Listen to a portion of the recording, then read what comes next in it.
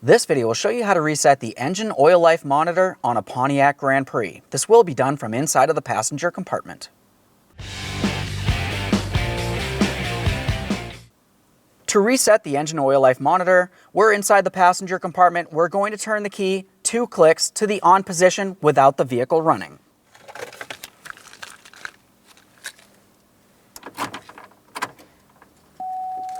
Now we're paying attention up in the center of the dash.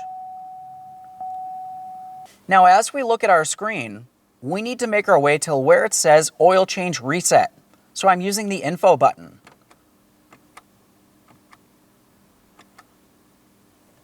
Engine oil monitor system. As you can see, it tells me to press the enter button and hold it to reset.